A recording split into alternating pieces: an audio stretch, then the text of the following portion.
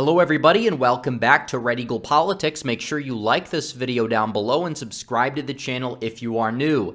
So the 2022 midterms, now I believe they are officially 4 months away from today, which means that we have to analyze some of the swing state races in terms of the general elections here. And I wanted to focus on the Midwest in this video. It's been a while since we've done a Rust Belt relay per se. And Nate Plastic in the Election Mafia over at 527 says that Republicans only have a 53% chance of retaining the Senate, or regaining the Senate, I guess you would say. And they claim that Pennsylvania is probably going to flip to the Democrats. They've claimed that Republicans have a long way to go, which is laughable when you analyze it. This is a midterm year where the race to the majority is going to be won in part across the Midwest, and yes, the Southwest as well, but this video is mainly going to be focusing on the Midwest here. So we are going to dive into it, but I have to tell you guys about our newest sponsor over at Support the Second Coin.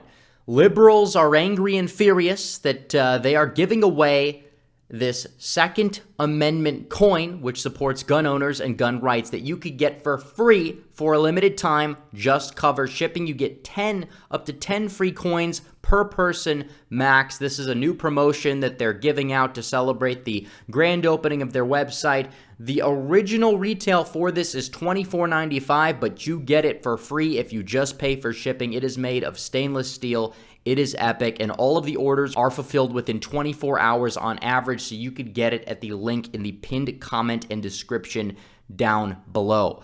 But furthermore, I wanted to dive into this. We're going to start off with Pennsylvania, and it's important to note that they take polls into equation more so than they likely should. And that is not something that is surprising at this point, but Nate Plastic believes that there are realities where John Fetterman wins with over 60% of the vote in Pennsylvania. Pennsylvania electing the self-described Democratic Socialist John Fetterman by 23 points over Dr. Oz. Yeah, what reality does that happen in? I don't really know. But Fetterman is incapacitated, for lack of a better term. He can't even campaign properly. So this notion that Fetterman is going to go out there and trounce Oz or even maintain his polling lead over Oz is likely false, even though we understand how polls work, especially the early polls. And even so, Fetterman was only able to crack 50% in one of those polls, and all of these polls have low sample sizes. All of these polls don't even sample likely voters as well, so they assume a 2020 electorate, and this has really been before a lot of the attack ads have been levied at somebody like John Fetterman, whereas Dr. Oz has been catching a lot of heat throughout the primary process from Republicans and Democrats alike. So it's important to take all of that into consideration, but the polls likely early on are also false. There is the polling error phenomenon that happens throughout the Midwest in particular time and time again. We don't have any Trafalgar polls or Barris polls out of the state of Pennsylvania yet to really get a better gauge on where the state of this race truly stands. But I would say it is actually probably close right now. I think Oz is under a lot of fire. He is a carpetbagger, but at the end of the day, there's no way he's going to lose to John Fetterman. He will be carried across the finish line by probably around 4 points or so, in part by Donald Trump and also Doug Mastriano as well in the governor's race, which is still important. And they say Shapiro is favored to win, 75% chance. Really?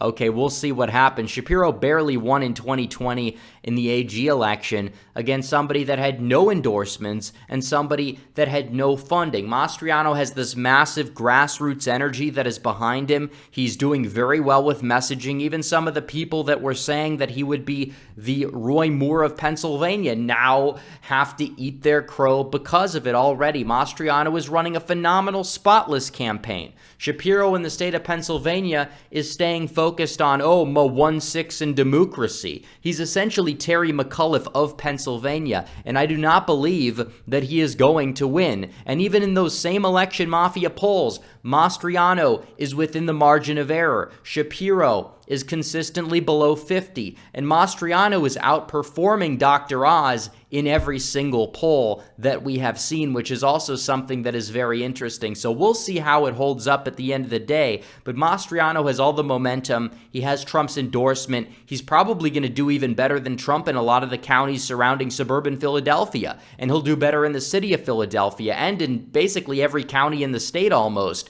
and that is what is going to propel him to victory, probably by, a similar margin to what Oz wins by, probably by 3. I think Oz will outperform him at the end of the day, just based off of who Oz is going up against. But this notion that, there's going to be, this blue wall that's going to be upheld in this red wave midterm year, it does not hold up in reality whatsoever.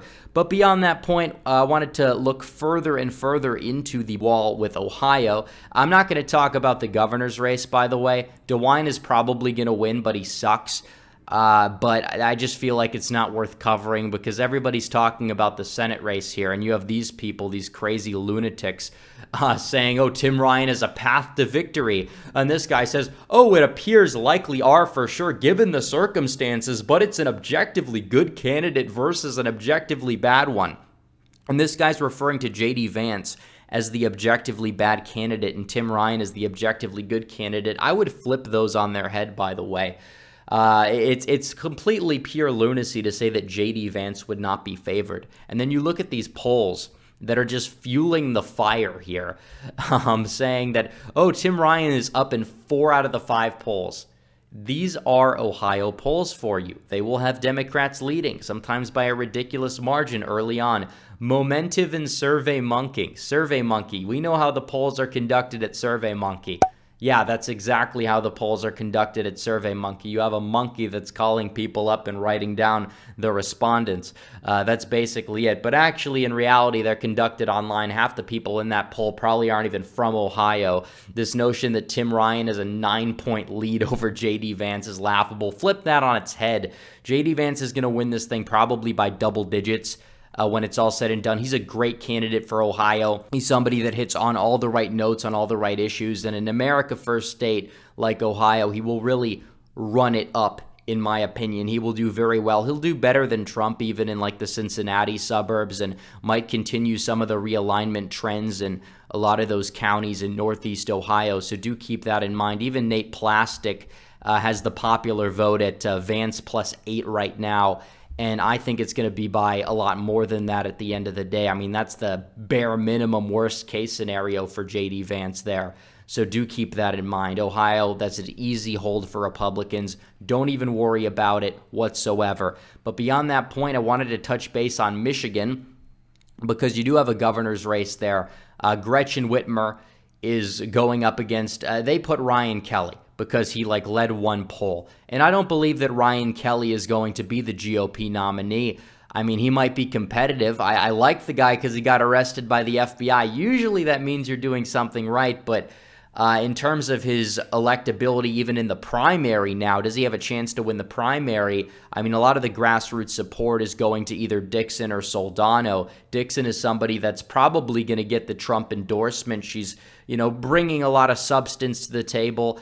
She's fairly decent on a wide variety of issues, and she still will maintain the support of legacy Republicans in the state in order to get across the finish line, both in the primary as well as against Gretchen Whitmer, which is going to be interesting to see. Either way, I'll support whoever the nominee really is, but I think it's going to be Dixon at the end of the day.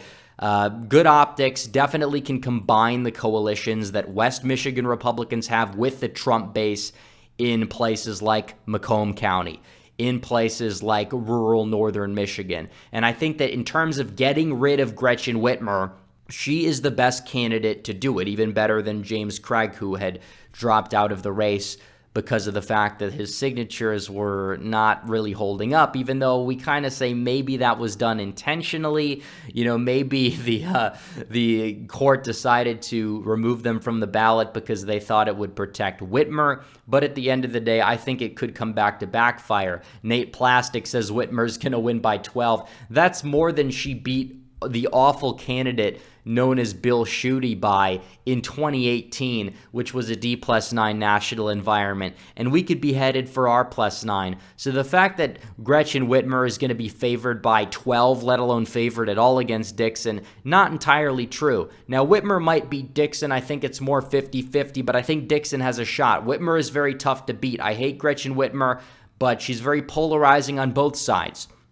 And she has a large apparatus that will be very difficult to beat. But 538 saying, oh, there's a reality where she's going to win by 40. Yeah, get out of here. Nate Plastic, go home. You know, usually when you bald, you don't like lose your brain cells when your hair comes out. But apparently there is an exception in regards to Nate Silver or whatever is going on over there. So now let's move on to Wisconsin. For sure. Wisconsin, we have to talk about the primary for the Republicans because it's coming up. You have Rebecca Kleefisch and Tim Michels. They are the two main candidates. Trump endorsed Tim Michels. Rebecca Kleefisch was the former lieutenant governor. She has been a part of the Wisconsin GOP for quite some time. I like Michels more. I think that either way, either one of them would defeat Tony Evers. You have Nate Plastic over here that's saying that Tony Evers has a 64% chance to win and that there are realities where he's winning by 23 points. Yeah, I don't think that's going to happen. It's laughable. Evers is somebody that is overrated. He's not even trying to remain electable at this point. He's somebody that panders to the far left in the state, but doesn't even entirely placate them. And it kind of shows when you look at the fact that his approval rating has fallen consistently in many polls that we have seen that actually have a tendency to be slightly more accurate than the election mafia polls. And right now they have him at 64% chance of victory, and they had him at 72 a couple weeks ago, which is even more laughable. But beyond that point, he's going to keep falling. Wisconsin polls are awful, and even in the polls we've seen, he's within the margin of error. So at the end of the day, it really comes down to the nomination. We don't exactly have a whole lot of polling about this, but Tim Michels has led the last two polls over Kleefisch, 27-26, oddly enough. However, Kevin Nicholson has dropped out since then. It's going to be interesting to see where his support goes, maybe because Trump endorsed Michels. The undecided voters in the state will come out for him. I expect Kleefisch to do very well in the primary in the WOW counties, the traditionally Republican eastern part of the state. But I would also expect and anticipate Michels to do well in those counties, better than Trump in a general election.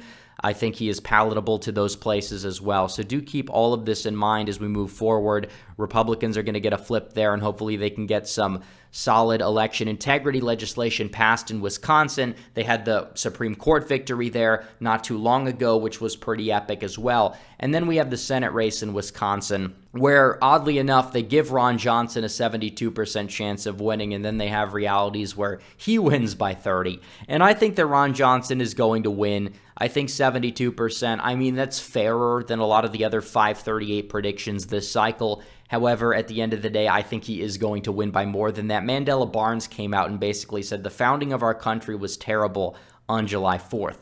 Like, the guy's not even trying to win in this midterm cycle. Ron Johnson's going to run up the margins. They say he's going to win by close to 5. I think he could win by close to 10.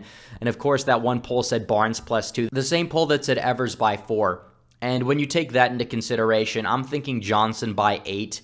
And whoever the Republican nominee is for governor is going to win by close to 5 or 6 points or so, I guess you would say.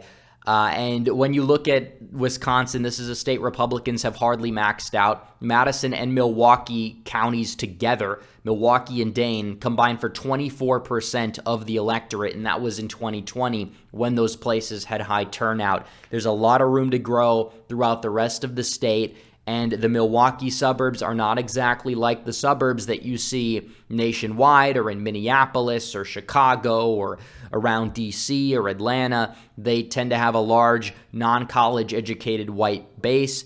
And also the Republican Party has been a stronghold in those counties for quite some time, even when the counties surrounding it were not exactly voting as Republican. I could see Ozaukee move to the left a little bit, within 10 years or so, but Waukesha, I mean, Trump wasn't the best fit for it, but even so, he still got 60%.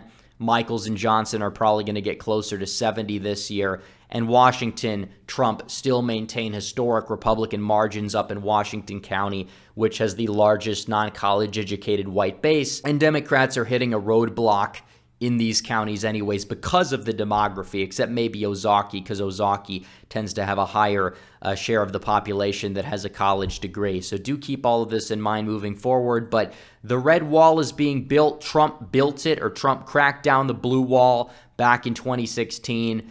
And the Republican Party, if they learn from him, will continue to build a red wall and build it up as election cycles ensue for the foreseeable future, and the realignment will continue until the Midwest is entirely red, except for Minnesota because it's a weird state, and Illinois because of Chicago. So anyways, guys, thanks for watching this video. Like this video down below, comment down below, subscribe to the channel, hit the bell for notifications so you never miss another video. Follow me on social media. The links are all in the description down below. So anyways, guys, thanks for watching. Red Eagle, out.